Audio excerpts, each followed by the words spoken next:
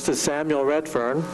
He works in the Congressional Action Program as a lobbyist, and he's for the Homeschool Legal Defense Association, which is located in Purcellville, Virginia.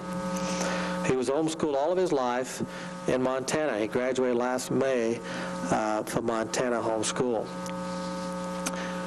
Last, we have Jonathan Martin. Jonathan Martin has a BS from North Dakota State University. He's had 4 years in teaching music. Was that in the public schools? 20 plus years in sales. He's been a homeschool parent for 7 years and has 3 daughters aged 23, 21, and 16. So Jonathan, I'm glad to have you. My name is Pascal Redfern, and I'm a homeschool parent. I'm also the publisher of the state homeschool newsletter, The Grapevine.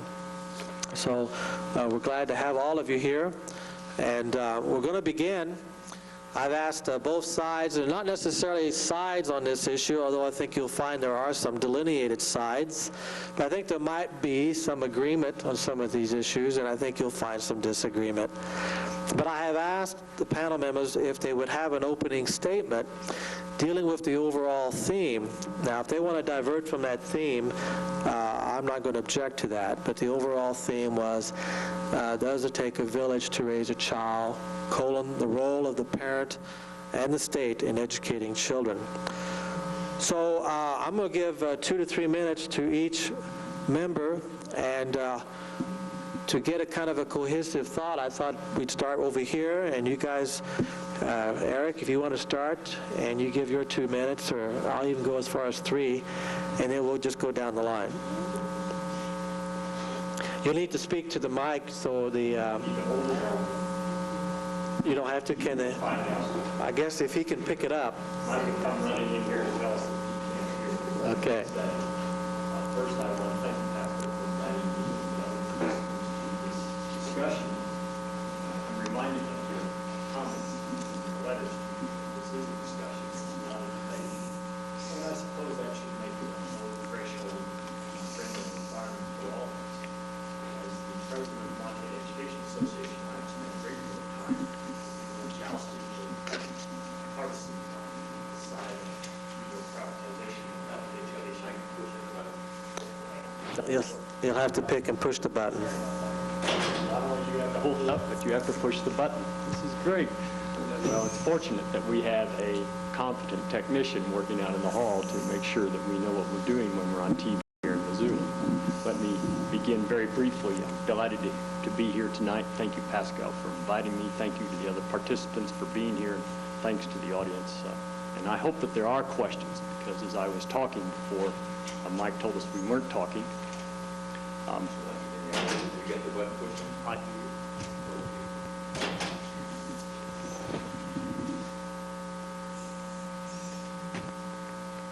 Is he not talking loud enough or close enough? Testing, testing, testing. I can do that. Well, it's possible the School Boards Association would fiddle with my mic, depending on the issue. There have been others that wanted to fiddle with my mics in the past.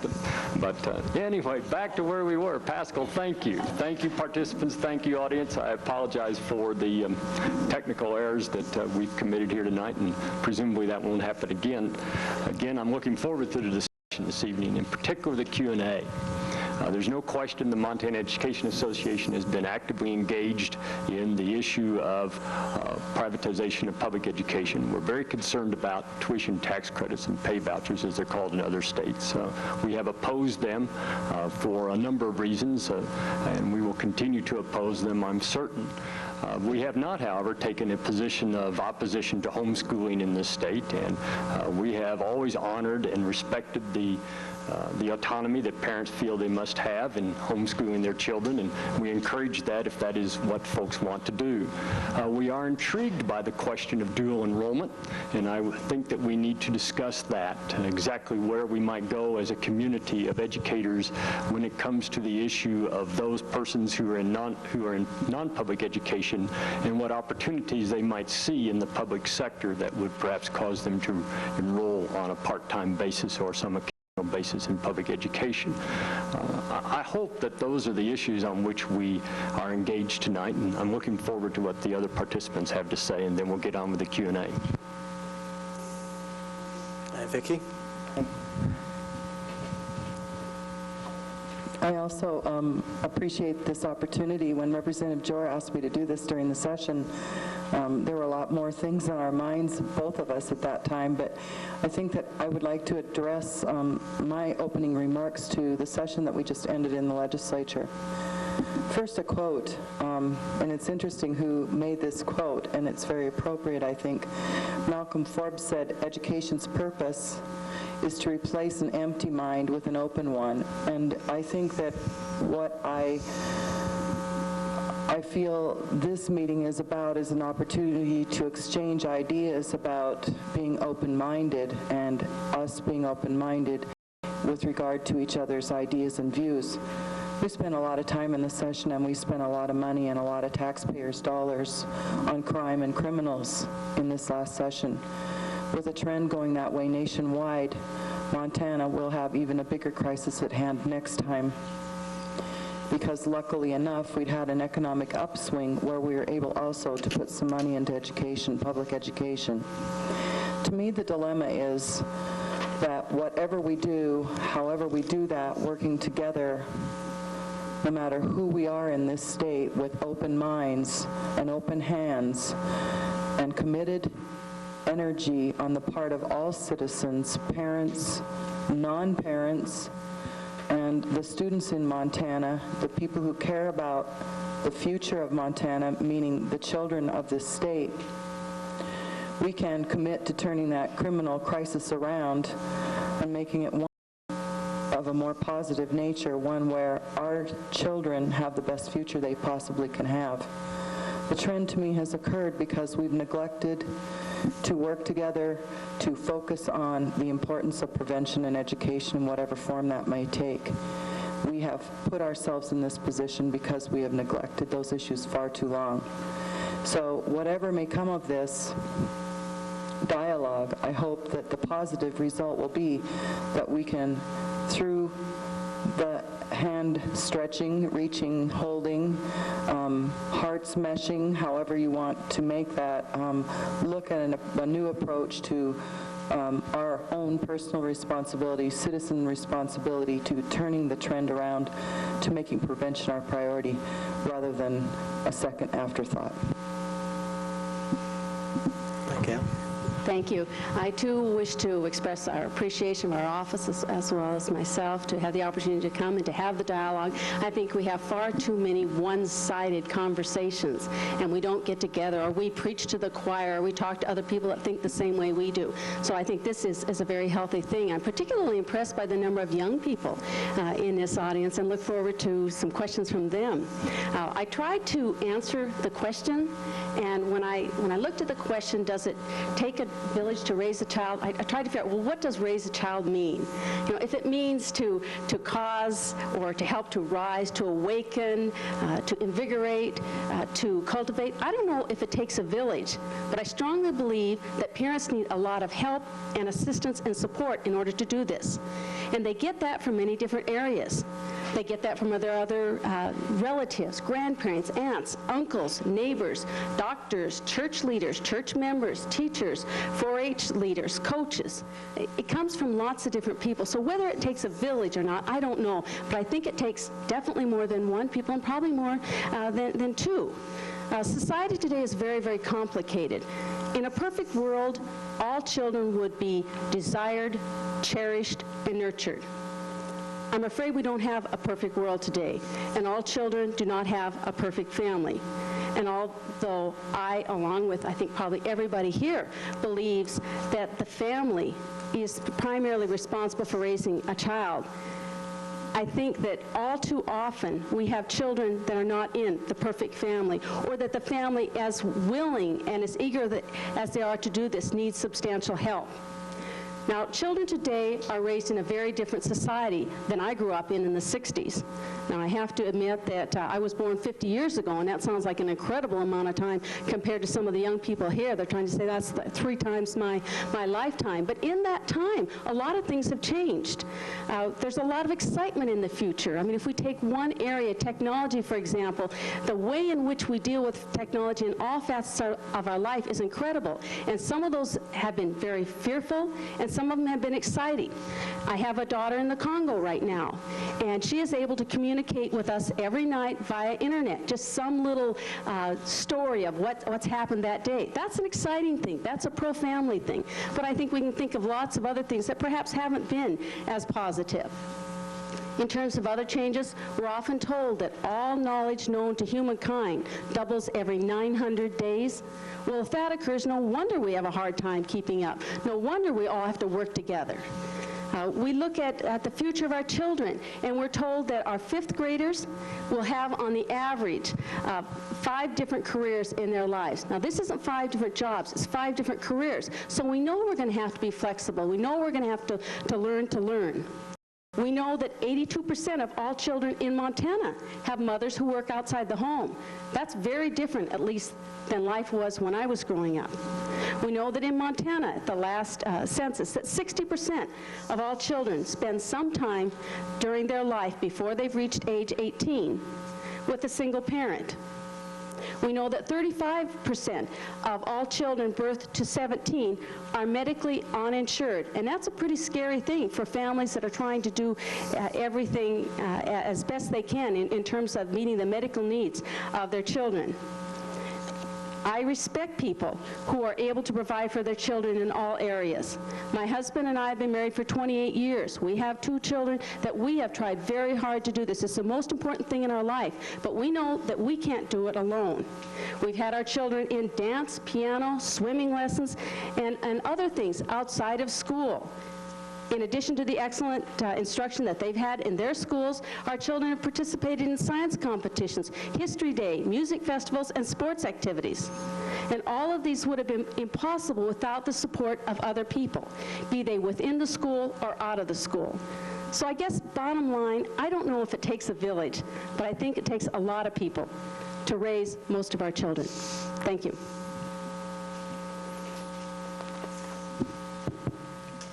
Testing. I just have to make sure I'm on the, I'm a director of the Montana School Boards Association. I gotta make sure Eric hasn't been fooling with my microphone here. As I said, I am a director of the Montana School Boards Association. I've been on the Board of Education here in Missoula for 12 years. I'm on my 12th year. I am a supporter of public education. I put in a lot of time for public education. My wife is a former teacher, is currently a principal in a public school. I believe the public schools are good, are necessary, but not for 1 second do I believe that public schools can do it alone. It is a partnership with the community, it is a partnership with parents, it is a partnership with other civic institutions. To that extent, I agree with the premise of the statement, it takes a village to raise a child. All right, thank you, Mike. Well, we'll go to our left now, and Professor Nadelson, if you want to start. You want to defer to the end? All right. Jonathan? I prepared all 10 minutes, but I'll cut mine way down. Those of you that don't know me, I'm the radical redneck, right-wing extremist conservative of the bunch. But all kidding aside, I thought the question was very good. Does it take a village to raise a child? And I would say if by village you mean a place where people of all ages meet each other face to face on an almost daily basis in the varied activities of life, if you mean a place where community supports family by reinforcing the authority of parents, by respecting family morals and traditions, if you mean a place where people are concerned about one another because they're friends, if you mean a place where it is realized that the aged are in possession of a wealth of wisdom and experience to be tapped by all those who are younger, If by village you mean a place where the worship of the God of the Bible is encouraged, while at the same time extending the hand of friendship to those of other faiths, then I believe the answer is a qualified yes. Qualified because it still must be recognized that this village is a desirable but not essential ingredient for raising that child. Villages such as this were once extremely common in America, even in large cities where they were called neighborhoods. They were places where individualism, personal initiative, honesty, community spirit were staple commodities. But villages such as this are no longer common. They are being squeezed out by forces in society, some benign and some hostile, because they are a threat to the new thinking, which is really not new thinking, but rather old ignorance masquerading as new thought. The idea that the state, and I emphasize the word state as opposed to simply public education, the idea that the state can and indeed should shoulder the responsibility for education is a prime example of the old ignorance. Compulsory education as it exists today is the very antithesis of the village, because it seeks to replace the community found there with a false community. And I would share one quote with you by a man named John Taylor Gatto, who was Teacher of the Year for New York State and is a 26-year veteran of the teaching profession. And these are his words. He says, "Networks like schools are not communities, just as school training is not education. By preempting 50% of the total time of the young, by locking young people up with other young people exactly their own age, by ringing bells to start and stop work, by asking people to think about the same thing at the same time, in the same way, by grading people the way we grade vegetables, and in a dozen other vile and stupid ways, network schools steal the vitality of the communities and replace it with an ugly mechanism. No one survives these places with their humanity intact. Not kids, not teachers, not administrators, and not parents." Now again, keep in mind, we're talking about compulsory state education. A century and a half earlier, a man named Alexis de Tocqueville came to this country to witness the marvel that was in America. And what he saw led him to a pointed criticism of what he saw in Europe at the time. He said, "Education as well as charity has become in most countries in Europe at the present day a national concern. The state receives and often takes the child from the arms of the mother to hand it over to official agents. The state undertakes to train the heart and to instruct the mind of each generation. Uniformity prevails in the courses of public instruction as in everything else. Diversity as well as freedom is disappearing day by day." Tocqueville saw, and Gatto sees, what many of us fail to see today, that there is an inherent danger in uniformity in public education, because it stifles individualism, creativity, independent thought, and genuine interaction with others. Ultimately, the struggle in education today is a struggle of two conflicting worldviews. One view looks at man as simply the culmination of eons of random mutations. It allows for no reality beyond the realm of the empirical and admits to no absolute standard of truth. Therefore, man is important only as a part of the whole. He has value only as he relates to a society whose values are constantly changing. The other view sees man as a creation of God who rules over the empirical and who has given man worth not only as a part of the whole, but has created him to function as an individual, responsible not only to those around him, but also to his maker. This worldview operates on an unchanging standard of truth. What is good today will be good tomorrow, and it will be good 100 years from now. Is any of this important? Only if you feel the individuals and families are important. Only if you believe that we are endowed by our Creator with talents and gifts that are uniquely ours. Only if you desire to see your son or daughter, your grandchildren, your nieces and nephews, the leaders of tomorrow, develop their fullest potential, their own potential. It may well take a village to help raise a child, but that village should not include social engineers who sit at their desks in some distant location and dictate a stifling uniformity. It should not include the state in the false role of a benevolent dictator. And I say false because benevolence is a character quality that is solely the domain of the individual. And it should not include the public school as it is currently instituted. Because I hold these views, do I advocate abolishing public education? No. But I do advocate voluntary participation in the system by those who so choose, and I do advocate a return to a public system in which education is paid for solely by the parents of those children who participate. Do I condemn others for placing their children in public schools or for teaching in the public schools? No. But I do often wonder if they have a real understanding of the history, philosophy, mechanics, and goals of that gigantic institution to which they dedicate such large portions of theirs and their children's lives. Okay, Samuel? I would like to thank all the panelists for having me here. I appreciate the opportunity to speak with you on home education. I hope and pray that I will be able to present home education as almost an epidemic that is occurring across our country. I would like to share with all the panelists some of the success stories in home education, our recent study that has just been done on home education. I really appreciate what you had to say, Mrs. Gray, about the times we do live in. You are right, these are exciting times. The technology that students have access to today is amazing. And I really appreciate parents across the country who are willing to invest in their students and their children, who have this technology at their grasp, and for the time that they are investing in a new generation, a generation that holds to many of the values Mr. Martin just spoke about. I work for Homeschool Legal Defense as a lobbyist. I work with a Congress that many times tends to think we have a federal government that just so happens to have a country.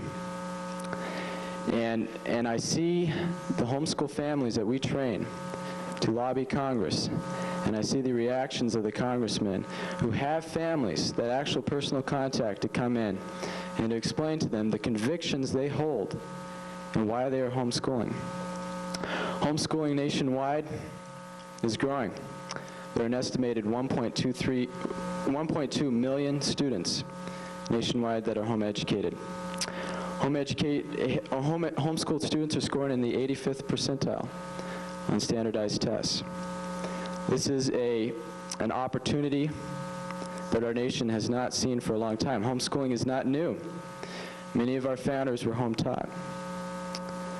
But this is an exciting time where homeschooling is a growing movement, and where homeschooling, coupled with the technological advances we have, can produce a generation with vision, a generation that holds to absolute standards, does not believe in an evolving document, as many do believe that the Constitution is an evolving document, that holds to absolute standards about our Creator. Mr. Martin mentioned that we are endowed by our Creator with certain unalienable rights. This is found in our Declaration of Independence, which I believe should be a valid legal document. This is not held to today.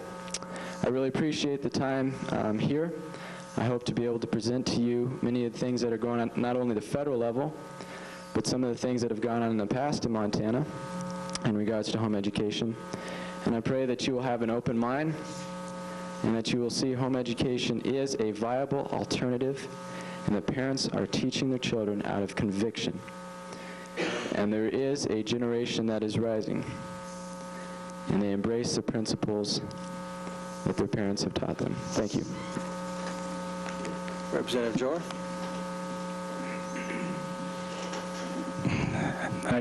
I too appreciate this opportunity to be here, and I so far have very much appreciated the statements that have been made, and I very much appreciate the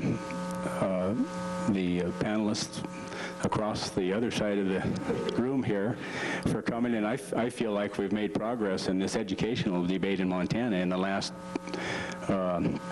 12 years anyway, at least since my wife and I have been teaching our children at home, because we've come to the point where we're having open and honest dialogue, and I think that's good.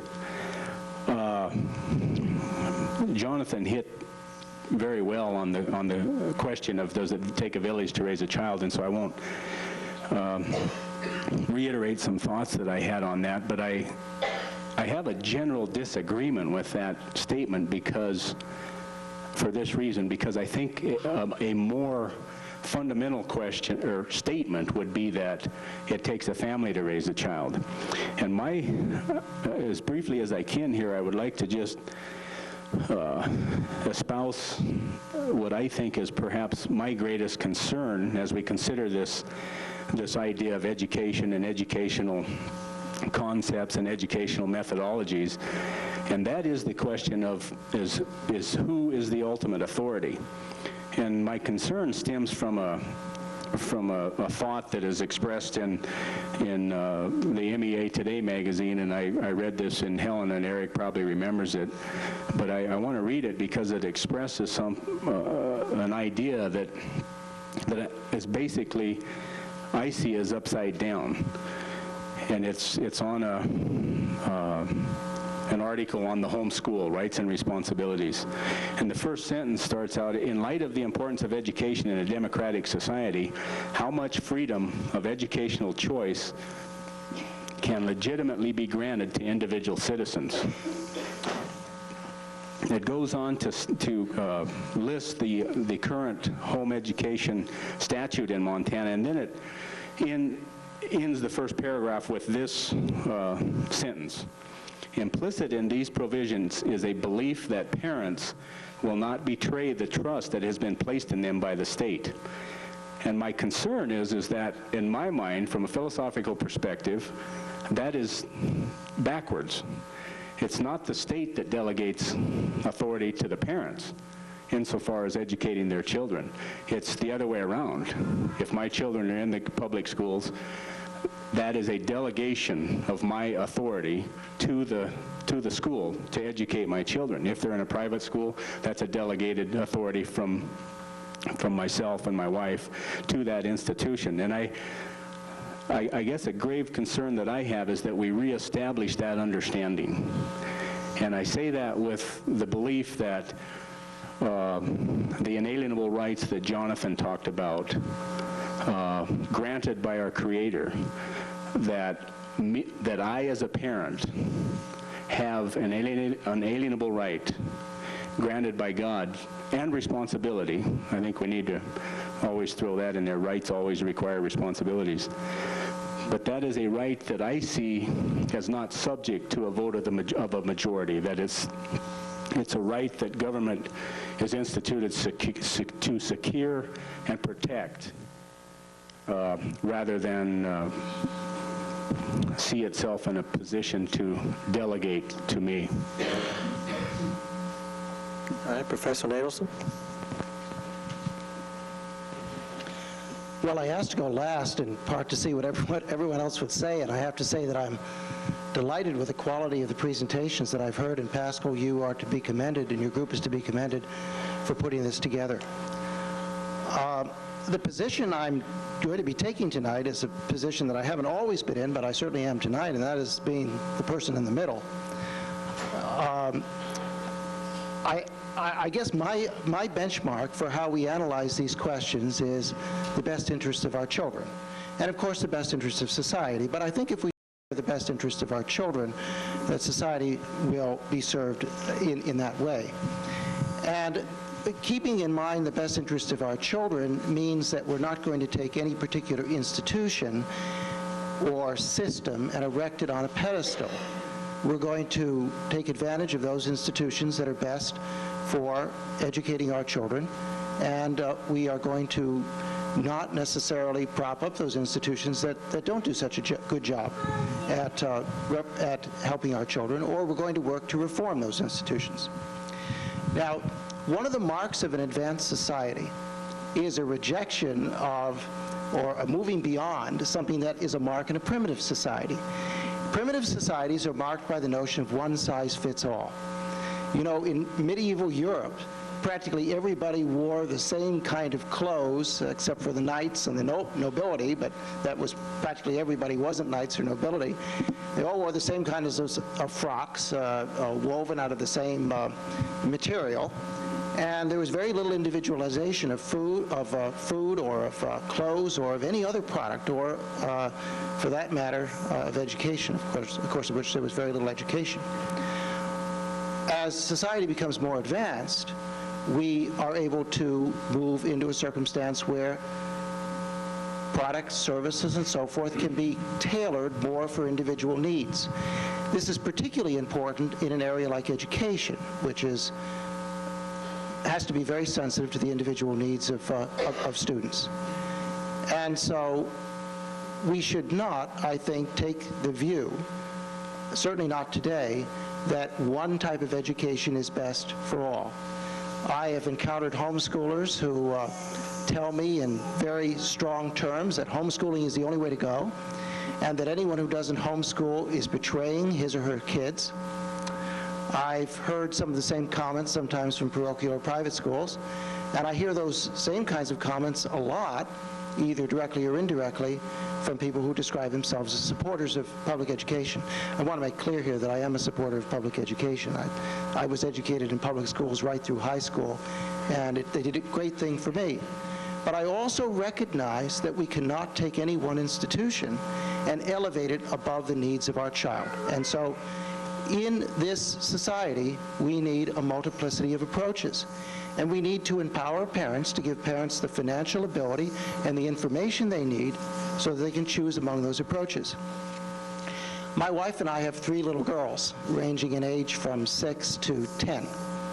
And we have considered very carefully the needs of each of those little girls. 2 of them now are in public schools, and one is in a non-sectarian private school. Next year, 2 will be in public schools, a different 2, and 1 will be in a religious private school. And we choose very carefully as to which type of institution is best for each child, given her needs. And that's the way I hope we would encourage parents generally to make decisions. You know, President Clinton, of course, is a famous opponent of school choice, except where it's at the college level, where he wants refundable tax credits. But he's an opponent of school choice at the K through 12 level. But when it came to educating his child, Chelsea, he and Hillary made the decision that they were going to proceed according to the best interest of their child. I hope that all parents will do that, and I further hope that we will pursue public policies, which include measures like refundable tax credits, that will make it feasible for all parents to pursue and the best interest of their child. Does it take a village to educate a child? I think that depends on what we mean by village. If by village we mean one village institution operated by some head man to which all people have to do obeisance or all people have to be educated through, no, that's not the kind of village we want. But if we mean a village of free individuals who apply different approaches according to the needs and the best interests of their children, and cooperate together to make that system a reality, well, then that, I think, is the best of all worlds. Well, thank you, Professor Nailson. Well, that begins some of the opening statements from all parties. I think you can pretty well tell from some of the statements where everyone stands. I guess I would like to pursue, and feel free, you know, this time is when we can speak up whenever you want to, as long as we do it with proper decorum and respectfully. So if you want to interrupt me and say, you know, I have a question about that, or I disagree about that, feel free to do so. But to enter the discussion, I would like to talk about, Mr. Nailson talked about the best interest of the child, and I think over here we're hearing what's good for the society as a whole. And I don't want to speak for both sides, but I want to talk about an issue, and for discussion's sake, is why, if we're concerned about choice, if we're concerned about the best interest of the child, if we're concerned what's good for society, why do we compel children to go to school? Representative Jor, you had a bill in this past session that would have abolished or removed the compulsory attendance laws. Is that good policy for this state? And feel free after he answers to get in on this. Well, thank you for the question. Yes, indeed, I did have a bill to abolish the compulsory attendance statute. And let me reiterate, it's compulsory attendance. Many times we refer to it mistakenly as compulsory education. But the statute merely compels attendance, or compels the parent actually to place their child in a school. And a couple primary reasons why I believe that statute is not only unnecessary, but also unconstitutional, insofar as I see nowhere in Article 10 of the Montana Constitution that establishes that the state is the ultimate authority in the education of the child. It says equality of we're going to establish a system of free public schools and guarantee equality of educational opportunity. And so I see the statute as actually outside of the boundaries of the Montana Constitution, and I also see it as, again, going back to the ultimate authority, usurping the responsibility and right of the parent. And I would just mention very quickly that when we talk about the best interests of the child, you know, we have to ask the question again, who defines the best interests of the child? And I think that the parent or guardian are the ones that should define best interests of the child. Well, let me go to the other side here. Do we need to compel today in our modern society students to go to school? Anybody want to take that up?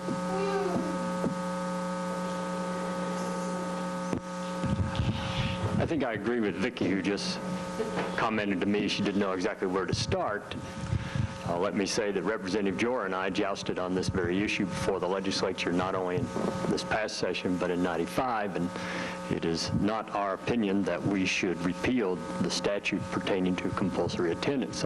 I might also add that Representative Joer's bill in this last session would have repealed those statutes that pertain to home schools, and so there would have been nothing in the code book regarding homeschools had his bill passed, and so it was a more complex piece of legislation than simply dealing with compulsory attendance in any schooling environment in our state. I think it's an issue of, you know, maybe I can't capture it all at one place, but it's an issue of standard and measurement. Exactly how do we know we are complying with our constitutional mandate, which doesn't say it's the goal of the state, but says it is the goal of the people to establish a system of education which will develop the full educational potential. And I think that's a profound statement by the founders of our Constitution. They were talking about the people and not the state.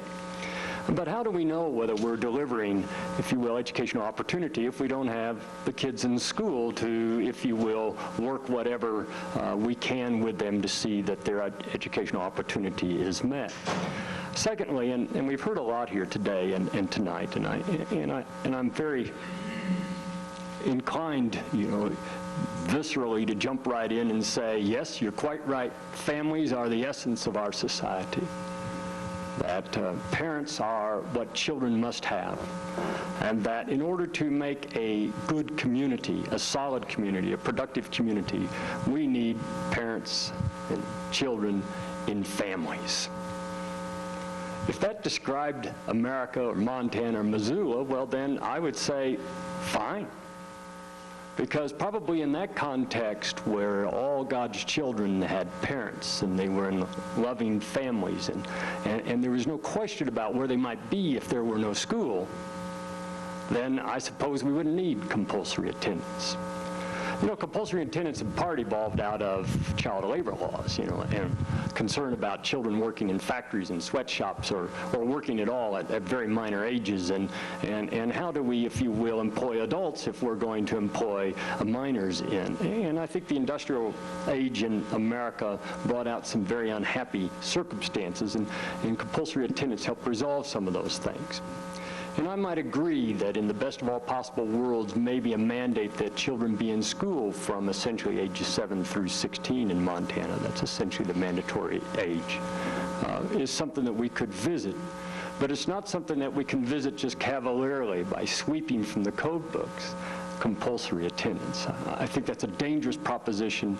It invites our streets to fill up with people who do not have parents, have no direction, no vision, and no desire. And I think it is not this people, it is not the will of the people of the state to see that circumstance unfold. Anybody else want to get in on this? Maybe I could just add a couple of things. Part of my responsibility at the Office of Public Instruction is to answer the phones. And as we have less and less people in our office, I get more and more phone calls. And some of these are very unhappy people calling in to express their concern with either the public school system or the private school system or a homeschool status. So many times my attitude gets a little bit jaded by all of these phone calls. I think the area of homeschooling education is a good one to talk about tonight, because I have never been to a meeting with either my friend Anita Haynes or Steve White, or I've never been to a meeting that they've invited me to that I haven't been impressed with the dedication and the commitment of the people that were there at the meeting that were homeschooling children. I can think of no exception. But on the other hand, when I get to the phone calls, and I have the grandparents that's crying because her son can't read and he's in the 8th grade.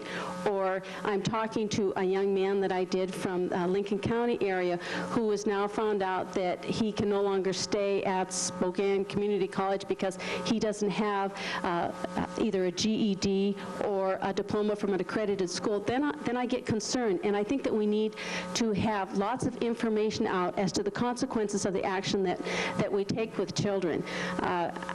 I cannot emphasize enough the type of commitment that is necessary for people to homeschool their children, but I think that we have abuses in that area, and I see far too many of them. Now, when I see abuses or problems in the public school system, we know what to do about it. When we see the abuses with homeschool settings, individuals, then we don't know what to do about it. And I think that becomes a dilemma. I think in a global economy that we have at this point in time, that education is incredibly important. And I'm not talking about a 4-year college degree. I'm talking about some type of training that allows people to make a living, to support themselves, to support their families, to be contributing members to their community, in their church. And I think if we get to a situation where we have some people that are not responsible, that have demonstrated this, then we have a society having to come back and backfill the needs that they have that have not been met. And so I'm kind of schizophrenic on this issue because I've seen wonderful examples. I just like one more quick note. When we were talking about compulsory attendance as opposed to compulsory enrollment, when we look at the statute, I think the reason that this gets confusing is that it's under Chapter 5, Part 1, and it's under attendance, and then when we go actually into the statute, it talks about compulsory enrollment and excuses. And I think that Montana has a very strong, in fact, there's no state in the union that doesn't have a stronger exemption from compulsory enrollment. And I think that's been very positive for many, many students. In fact, we now have over 3,300 students that are enrolled, that are registered in homeschools right now, most of which have done very well. But unfortunately, I hear from the grandparents and the parents and the schools where the students have. Thank you. Gail, I just have a question for you. If a child spends those 12 years in public education, is it guaranteed he will come out reading? I think that's a very good question because there are very few guarantees in education, period. I think that what we're doing is saying that if a person spends 12 years in a public school or an accredited school, then they should have been given the opportunity to do that. And frankly, most parents that are homeschooling parents are so committed to it that they try to ensure that. But again, I see the situations where that was not the case. Yeah, but has there ever been any studies done that compare percentages of homeschool children that cannot read versus percentages of public school children that cannot read or cannot read adequately? We have a number of studies now, and we're just really starting with that.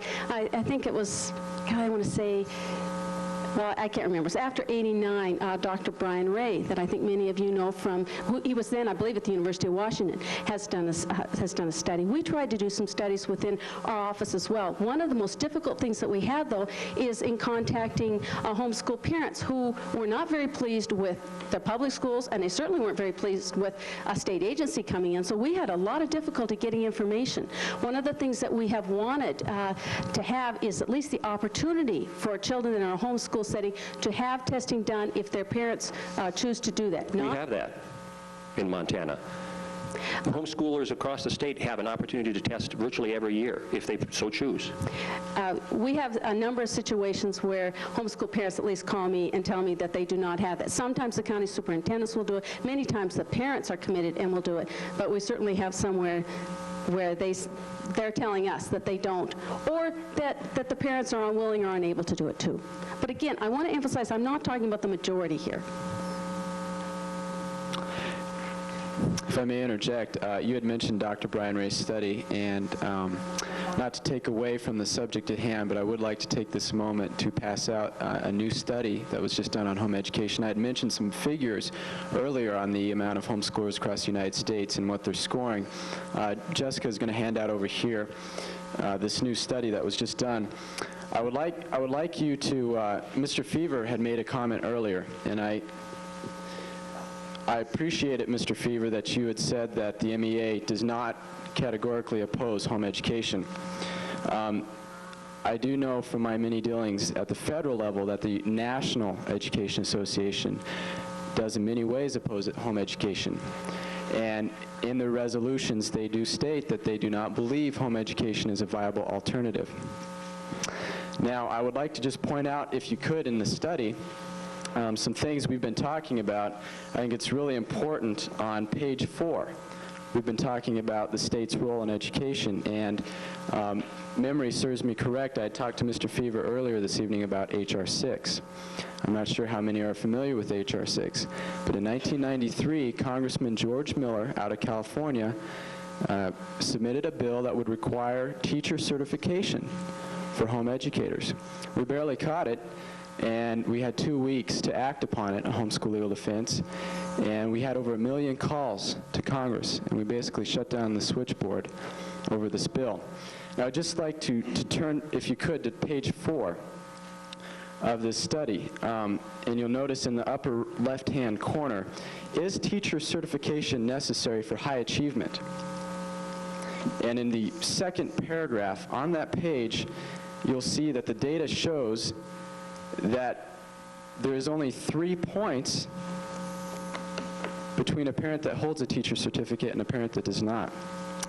I would also like to point out, and Nancy Keenan is not here to defend herself, so I will not make an ad hominem attack, but in a speech earlier this year she had made in Ronan, she had mentioned that homeschooling, many of the promoters of homeschooling are racially motivated. She said in her speech that public schools do not discriminate. They open it all for everybody. I'd just like to point out on page 5, this is another, I think, important statistic. How do minorities fare in home education? In the upper right-hand corner, you can see there is no difference between whites, blacks, and Hispanics. In public education, we know that there's a substantial difference. And the public education system must come up with some answers as to why there is a difference there.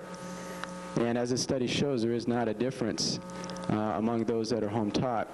So I would just like to use this time, as we were talking about the standards and the state's role in education, to show that this study that was just done shows that teacher certification is not necessary for high achievement, and in fact this data shows otherwise. And I would ask you to look over this study. Thank you. Well, the original question was about compulsory attendance, if that's still necessary. Does anybody want to add any more feedback on that? Professor Nadelson, did you want to say anything? Okay.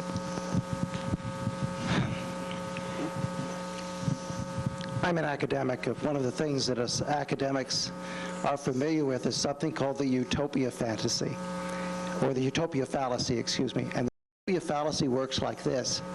When you're arguing against someone else, and he or she admits, or it is shown in his or her argument, that that the position for which he or she is contending is not utopia, you say, ha, gotcha, your position is, has no validity because it won't deliver utopia. We have to be very careful, I think, in these discussions to recognize that neither the public school position nor the homeschool position nor any position in between is going to deliver utopia. What we want to do is we want to deliver the best policies for the benefit of our children and ultimately for our society, protecting our basic freedoms. Now, as to the specific issue of whether there should be a compulsory attendance requirement, I will give a qualified yes to that. And I believe that in compulsory attendance for the same reason that I'm pro-life, and that is that I don't believe that it's the prerogative of parents to do anything they wish with their children, and that the state has some minimal obligation to protect the vulnerable. I really believe that. Now, the question becomes, what do you mean by attendance? Does attendance mean that every child has to attend a public school, or as the National Education Association says, that you can't have homeschooling unless the homeschooling parent is a certified teacher? That's nonsense. In fact, the studies tell us there is, consistent with this study here, that there is little or no difference between the quality of teaching, even in the public schools, and the degree of education of the teacher. So if attendance means that we've got to make everybody go to a particular public school between 7 and 14 or 7 and 16 years of age, well, no, I'm against that. But I do believe the state has the obligation to ensure that there is some provision being made for the education of the children. And I do believe that the sort of homeschooling requirements that we already have in Montana fits that bill. And so I guess that's the basic position that I would take. Yeah, but Rob, you have to understand, though, we're talking about a compulsory attendance that covers all children instead of those who have no opportunity for education. I mean, first of all, because we compel attendance does not guarantee education. And secondly, as it was handled in the beginnings of this country, communities were told, when you reach a certain size, you must provide the opportunity. And that's why I'd like to differ with you, Eric, there, because we're talking about, you kind of, I think, confused educational opportunity with educational results. You said we can't tell how we're doing unless we have them in school. That is not what we're supposed to do. We're supposed to provide the opportunity. And the opportunities were provided during the first 100 years in our country in the form of common schools that oftentimes were in quality, in facility, in equipment, far better than private schools or home schools or tutors, because philanthropic people in the community considered it an honor to support the common school. But the key word is educational opportunity. That means, here it is, folks. If you have no other way of doing it, you may avail yourself of this opportunity. But it in no way addresses the results, because no one can guarantee an education. No one can put an education into the head of a child who does not want an education. Not the best teacher, not the worst teacher. Parents have a hard enough time sometimes in getting that across to their children. And that gets into another issue, but I think we need to really, when we're talking about compulsory attendance, we really need to keep in mind, we're not talking, we should be talking about equal opportunity, not equal results. Equal results are impossible. Well, let me go over here. Does he have a point there? Is there a difference between opportunity and result? Is he using the right terminology? Who wants to handle that? Vicki? I'm not sure that I even understand the distinction you're trying to draw. I wanted to comment, though, that I'd have to look at these numbers, because I have a master's degree and have studied statistics and really like it a lot. And when I first look at these graphs, I have tons of questions about the results of the minority issue, because I'd like to know numbers of minorities and things like that, and I don't think we have time here to go over how this was put together, and I don't see anything in here that substantiates the graph. So I'm questioning where this came from and how they got here, because I don't know about I just want to make some comments about home schools in Montana. Sure, I'll let you talk to him. I just wanted to share with you that I would encourage you to just look over the study, and there is substantial data collected, and it was a study put together by our organization and Dr. Brian Ray out of Oregon, and you can see that on the back. So I appreciate your concern there, and I just would encourage you to look over the I study. guess the comment I wanted to make about that, since you brought it up, is that I would rather not have OPI do a study of homeschools in Montana, nor this person who's in your organization. I'd rather see an independent study conducted so that I can have more faith in the numbers and the credibilities of the report. Now, Then you really need to reject any... I've been interrupted several times now, and I never interrupted any of you. I was given permission by the moderator at the beginning. I just wanted to add a comment. Let her finish, though. I'll be glad to. Go ahead, Vicki. There's something interesting to me that was a comment that was made much earlier, and I think Rob alluded to it when he talked about vulnerability. I think one thing we're forgetting about compulsory attendance or enrollment and results maybe has something to do with that, but we are forgetting about funding issues, and funding is one of the main purposes that ever came to be in the first place, is that we have to have a way to count kids so that we know who taxpayers are paying for. And we're counting kids, and I'm leading the two people who are not listening to me again into the argument they're going to make for me for vouchers. But what I wanted to say about that is there's so much selfishness or me, mine, and I, and it's wonderful selfishness in the sense that me as a parent, Rick Jor as a parent, and I know what kind of parent he is because I've watched he and his family in the session. You know, I think we're really lucky. I'm really lucky that I had two good parents, but I've spent a lot of time with my kids and their friends who are not so lucky.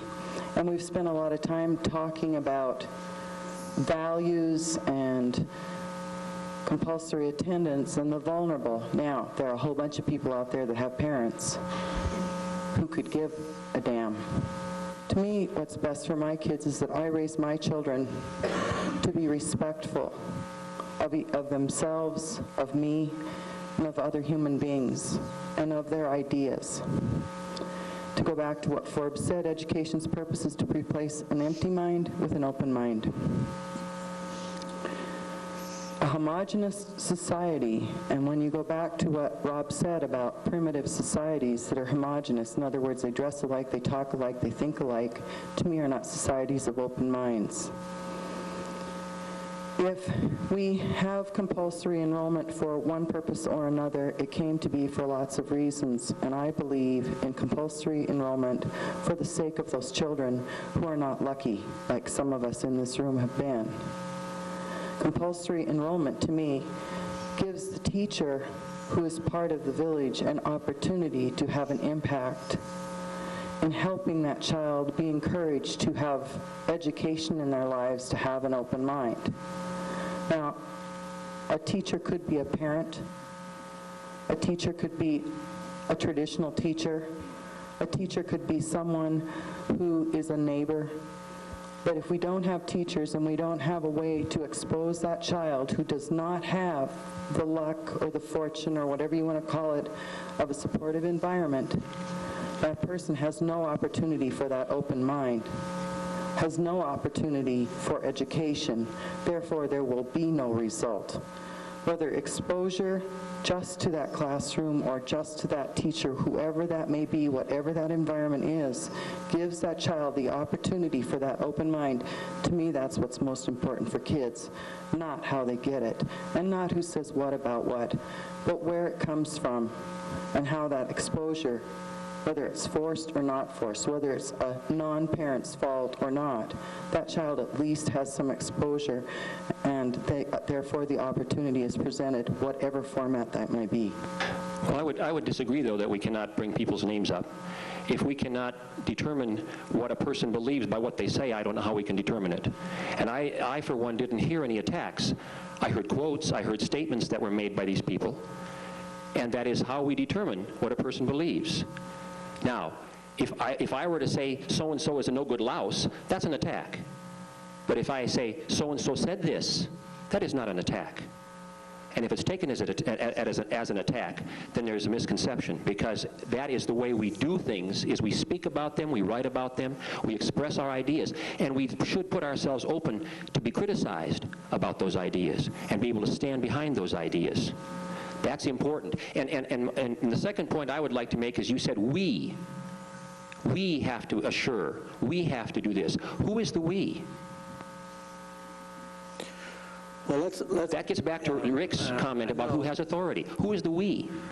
we need to move on because, you're raising some good questions, but we need to move on because there's some other issues I'd like to discuss tonight, Jonathan. And I'd like to talk to the chairman of Missoula County Public Schools for a minute. Recently, the Missoula the school board decided, and correct me because I only know what I read in the paper, so correct me if I'm in error, that due to the recent controversy about the Missoula Symphony, that now students from district-wide could participate in that, whether they're private or public, by paying a participation fee.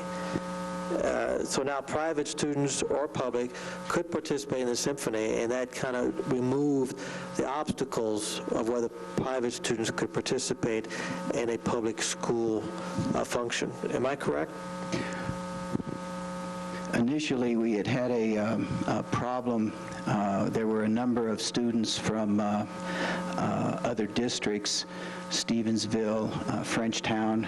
There were at least one student, maybe two, from a local Catholic school who were engaged in some of our extracurricular activities, most specifically choir and orchestra. We have a policy, and the policy is that we don't allow part-time students, and we don't allow part-time students. So and that's a policy that is actually aimed at our students. We want our students to be full-time. We offer a course of study, and you're in for a dime, you're in for a dollar. We grant a degree. We feel that this is a good degree, but you have to enter into our program. When we discovered there are these part-time students, or these other students, then what we did is under policy, they weren't allowed to participate.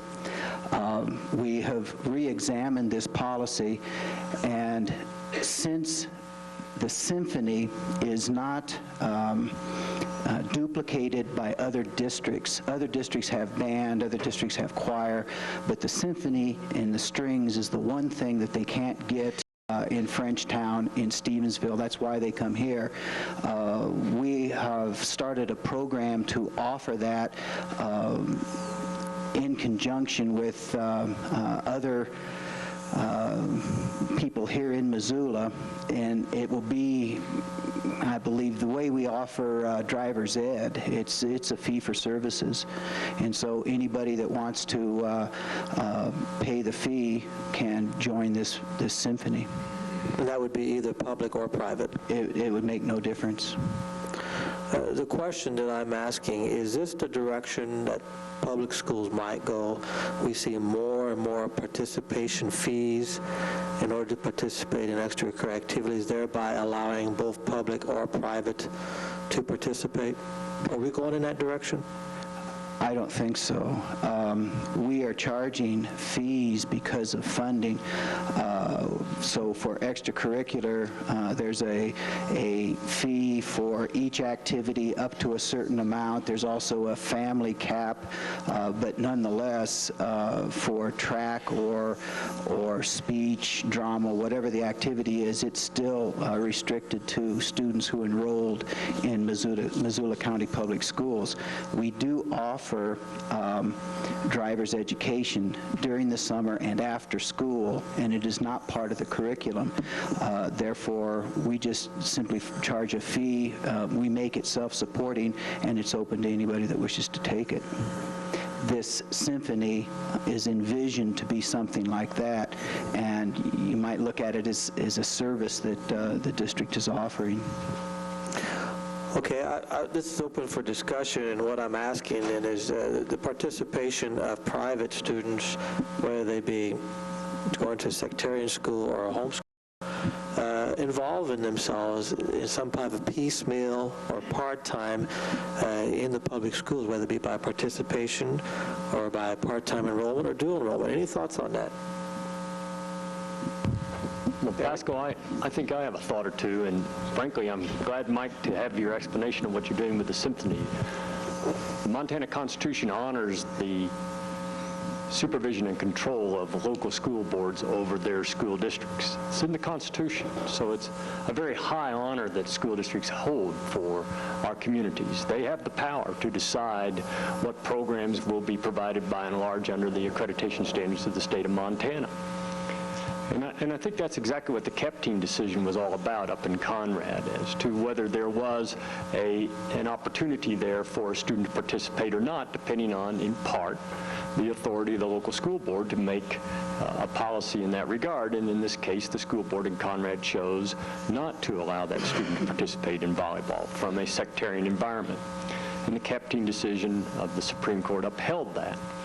But it did not preclude sectarian students from participating in public education. It didn't do that directly. And maybe the court signaled that that is unconstitutional if there isn't some way of balancing the students' participation with the cost of that participation. And I think there's a great deal of unexplored law here, and I'm sure that in the next few years in Montana, we'll see a case or two that will probably try to answer that question. But you know, Mike, the question I would put to you, because I think it's a more difficult one to answer than the student who comes from a sectarian, a clearly identified parochial school and wants to participate on a part-time basis in the public program in some fashion, whether it be curricular or extracurricular, is the homeschool student who wants to participate in that program on a part-time basis. Because there is no definition under law as to what a homeschool is in this state, none whatsoever. There's a certainty that homeschooling, in large part in Montana and nationwide, evolves out of a religious experience. This is a profoundly, deeply held thing that this is how one worships the Creator, and in part that comes through the homeschool environment. Are we running into an issue of definition when it comes to homeschool participation? Is it going to be something that would require some school district on a case-by-case basis to determine whether that homeschool student wanting to participate on a part-time basis was indeed a non-sectarian student, or what? And while you're thinking about that, Mike, and it's good that you and I are sitting on this side of the table, I kind of wish we were all sitting on that side of the table so we could look at each other this way. I think it's healthier to a good dialogue. Right now, a school district can receive from the state Part A and B payment for part-time enrolled students in that school district's program. And to my knowledge, there's not been any test case as to whether those students have come from a private sectarian school, a private non-sectarian school, or a homeschool. And I suspect there are school districts in this state that have enrolled students from all three of those environments with no questions asked to this point. And I suppose it's just a matter of maybe somebody asking the question at the right or the wrong time, depending on point of view, as to whether the school district in fact complies with the Montana Constitution. So, Mike, I've laid a lot at your feet here, and I apologize for that, but you are the authority right now, I think. With regards to Missoula County Public Schools, it isn't really a philosophical issue that we're looking at. It's a lot more of a nuts and bolts issue. The principals of the high schools, the teachers, and the superintendent have had conversations with the board, and they are against part-time students. Now, they're not against part-time students just because they're a homeschool or a parochial school. They're against our students from being part-time. That disrupts things. That makes it very, very difficult because the student gets a job in the morning and doesn't show up for school until 11 o'clock or leaves at 1 o'clock. You have students in and out. And so we have a requirement for our students that they be full-time. And the only time time that we have any deviation from that is the last semester of the senior year. And with the last semester of the senior year, there are some considerations that can be made. We also have school to work, and so a student can be part of the program and still working. So it isn't that we're looking at homeschoolers or religious schools as private schools as we don't want them. It's a policy that we don't have part-time students. Now, that isn't to say that this policy couldn't be changed and this policy won't be looked at. Certainly can be, but that's our position right now. And as I say, it's not really philosophical in terms of other schools. It's how we do our business with our own student body. I think you might see this not develop into quite the issue that maybe is perceived that it would be. I know in the Great Falls area, what has happened in the last couple of years, there has been more and more talk among the parochial schools and the private schools in the area to extend that type of courtesy to the homeschoolers. And I think if you start seeing this happen in communities, then it'll probably be a moot point for the public system. Well, Gail, I have a question. Excuse me. I appreciate, Mike, your response, and I think that that's a solid ground on which your school district can stand. And that you are unlikely to run into, even though you've certainly had your own share of controversy this spring after the Capteen decision, you nonetheless are in a safer territory than if you were to allow, if you will, part-time enrollment in your school on a regular basis. But there are school districts in this state that are doing that. And I think those questions are going to percolate up, and we'll find out what happens. But the Constitution is very clear. A local school board has enormous authority when it comes to control and supervision over that school district. And since there are over 400 school districts in Montana, I guess we have a lot of variables out there that could potentially be a part of this mix. Thank you, Pascal. Well, I have a question for Gail. OPI, doesn't they chart a little bit about dual enrollment or part-time students in the districts throughout the state? Do they chart that? Yes, Pascal, we have some information on that. It's not extensive at this point. The position of the Office of Public Instruction on part-time enrollment or dual enrollment is that it's a local control type of issue. And I brought Section 8 of Article 10 of the Constitution, which has been quoted so many times I don't think you need it again. But our position has been that it's a local decision, but that if a local decision is to provide services to part-time students, then it's our interpretation that the state should pay for those. Now, that has not been a position that has not been criticized. We will be having a group looking at it. Certainly our office is looking at it. We anticipate some administrative rule change proposals. Once our office has done that, we will follow the Administrative Procedures Act, and everybody in the entire state will be able to look at that and to participate in a hearing if they choose to, or if they don't, they will be able to come to, or they will be able to submit written testimony on it, and then a decision will be made, at least in terms of how much money we're talking about public schools being able to generate as a consequence of serving part-time students. And I should say that when we're talking about that, we're talking about, frankly, about $1,300 per elementary student, and it's more than that at the high school level. Now, we have a very complicated system of funding public schools in Montana, so there are several different matrices that you follow on that. But that's the type of money that we're talking about that the state contributes to to a student at the elementary level, and at the high school level, you know, it's more like $1,800. Well, I have one more question for Mike, and then I'll see if you have some responses here. I have here a letter from the OPI that says that, for instance, the Bozeman School District has a dual enrollment situation, and Darby High School, Flathead High School, Whitefish. Why is it that they can do it, but Missoula School District cannot?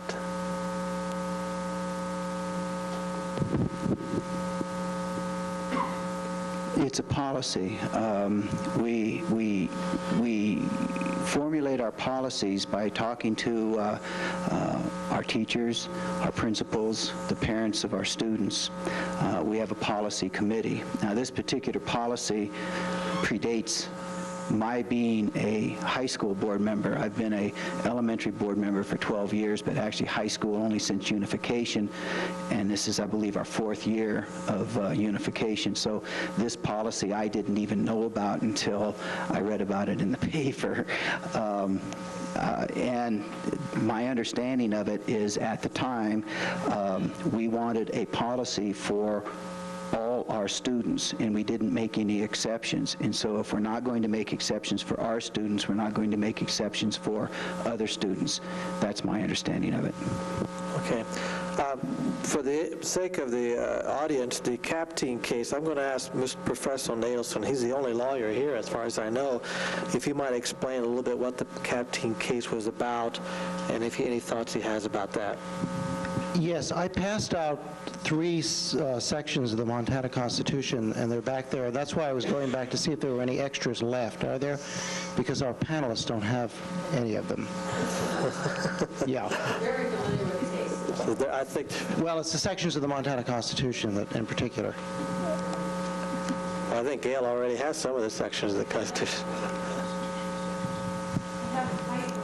The white sheet. And if we could just make sure that each of our panelists has one of them.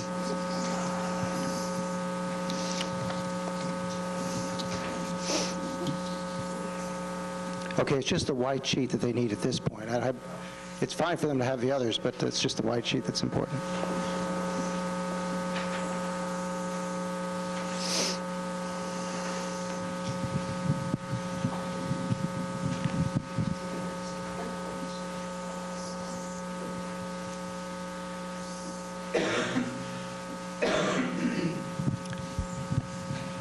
And we have also 3 folks over here who need them.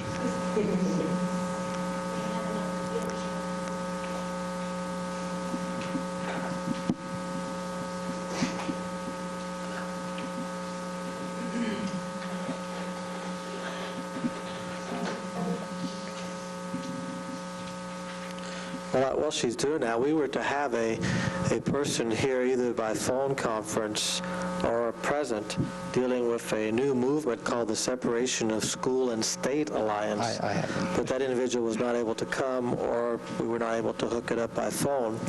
But that would have been a rather intriguing discussion. I don't know if anyone has ever heard of that, but the Separation of School and State, but she could not come. Okay, Professor Nelson. The Capteen case involved a student, Tammy Capteen, and I checked over in Conrad, and it's Capteen is the pronunciation, she was a student at the Conrad Christian School. Now, the Conrad Christian School is not a sectarian institution, as that term is used in the Montana Constitution. It was a non-denominational Christian school, and the distinction will become important in a minute. And she expressed an interest, in fact, in participating in extracurricular activities in the Conrad public schools. The school board denied that permission, and she brought a lawsuit claiming that under the Montana Constitution, she had the right to partake of extracurricular activities at the public school because she or her parents were taxpayers and citizens of Montana. And she pointed, among other things, to one of the provisions you see in among the constitutional provisions in front of you. It is the goal of the people to establish a system of education which will develop the full educational potential of each person. Equality of educational opportunity is guaranteed to each person of the state. And she said that her right to equality of educational opportunity and her right to full development of her educational potential was a fundamental right. And what that means in law is that the state can abridge a fundamental right only under very unusual circumstances. We call it under circumstances of a compelling state interest.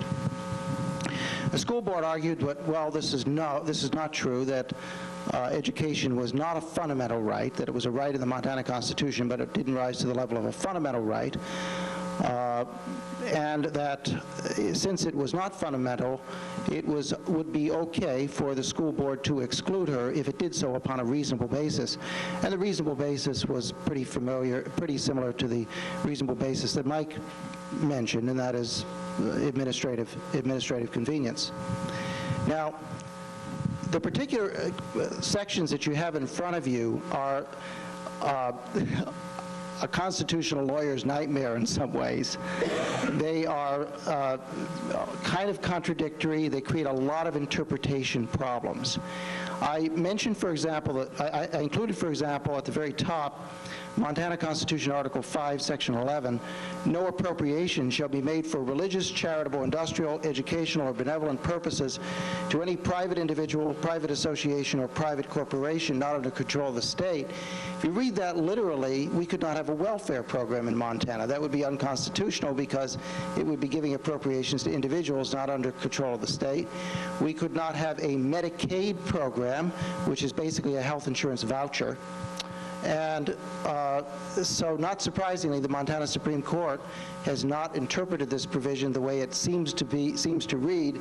The Montana Supreme Court has interpreted extremely narrowly to simply forbid the state from doing things like loaning its credit to a for-profit organization. And the same kinds of problems plague the next section. It is the goal of the people to establish a system of education which will develop the full educational potential of each person, and then equality of educational opportunity is guaranteed to each person of the state. That is a positive right. It's not a negative right such as we see in our U.S. Bill of Rights, right to free speech, for example, a right to be left alone by government. This is a positive right. The government has an obligation to do something. And this opens up in constitutional interpretation a real can of worms, and it does here too.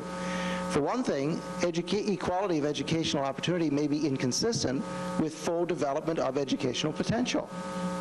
There are some people, in order to get full educational potential, who may need more education. And so you could see the kinds of problems that the court, in dealing with a case like Capteen, faces.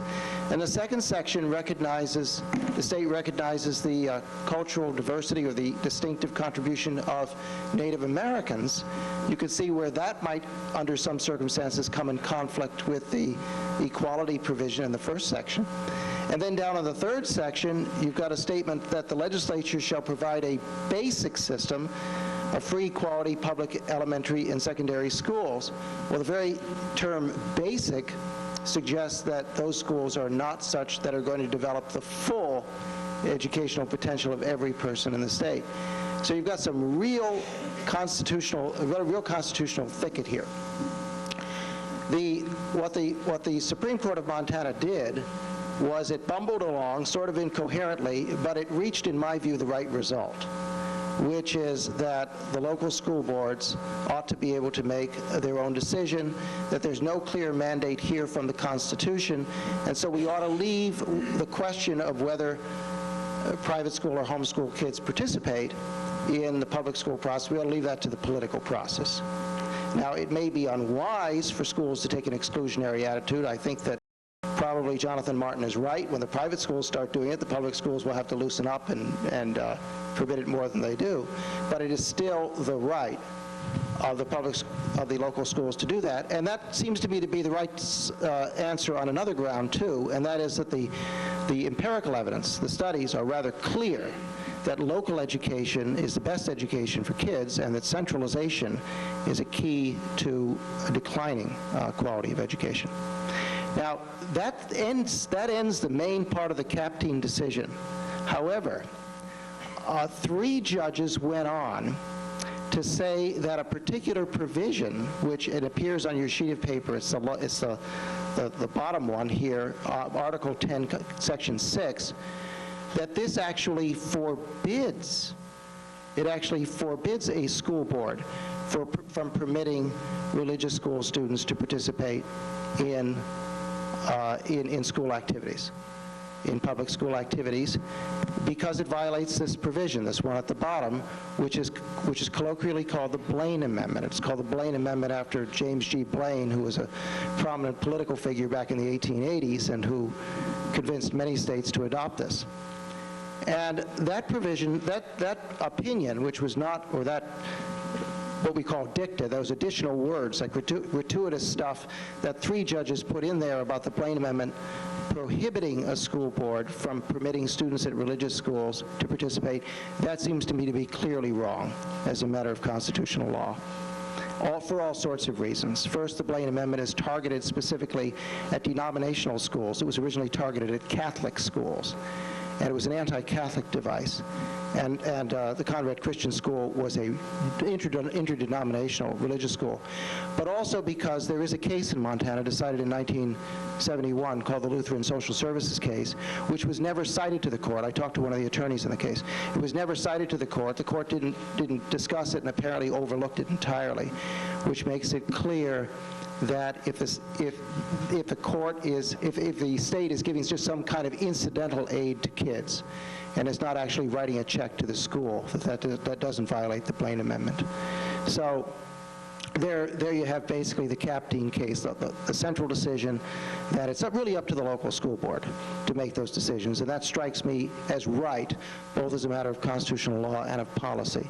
And secondly, the ruminations of 3 judges, which were not part of the formal opinion, that the Blaine Amendment would forbid the school board from extending aid to students at religious schools, and that seems to me to be clearly wrong. And I don't think if a case came up squarely on that point that and if it were properly argued, that the court would hold that way. It's a rather lengthy disquisition, but you asked a law professor, and it is a complicated issue. Well, what I want to do is give maybe over here the chance to respond to any of the remarks Professor Nadelson had, and then have some opportunity for questions from the audience. Anyone have a response? Well, briefly, and I can speak as a layperson, and this is a great thing to be a layperson because sometimes you can let your ignorance show and you don't have to accept any professional accountability. But let me argue that when 3 judges of the Supreme Court signal that they think there may be an abridgment of the Constitution in the Capteen decision, they are signaling for future litigants, watch out, be very careful that when the state indirectly or directly subsidizes sectarian education, you've got a constitutional problem. And whereas I appreciate Rob's explanation of the Capteen decision, I'm not sure I agree with his conclusion that another case properly argued would come to a different opinion from the court. I think that Article 10, Section 6 is as solid and basic and straightforward and clear as it can be, that the legislature, counties, cities, school districts, public corporations shall not make a direct or indirect grant or payment or subsidy for any sectarian purpose. And to argue that the Christian Academy in Conrad was non-denominational and therefore did not fall under sectarian purposes, I think a bit specious. And the section goes on to say, or to aid any church, school, academy, seminary, college, university, or other literary or scientific institution controlled in whole or in part by any church, sect, or denomination. Well, I don't know. Even though we've talked a bit about how there are certain absolutes that never go away and evolving documents are perhaps to be mistrusted and not certainly adhered to at all times in our society. This is language that I think washes pretty well through today's marketplace of ideas, and I believe it's a clear prohibition against state, local, direct or indirect aid to any religious endeavor. Okay, well that ends our forum. I want to give specific thanks to Mr. Feaver and Gail Gray and Jonathan Martin because they had to come the farthest. Jonathan came from Great Falls and Gail and Eric from Helena. So I want to thank you for taking the time to come. And of course, Vicki, Mike, Sam, Rick, and Rob for being here tonight. And thank you all for being here. I hope it was informative. Thank you.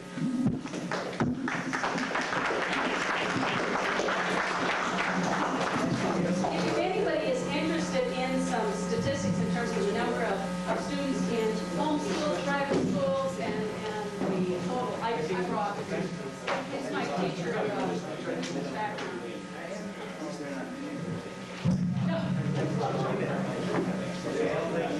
Oh.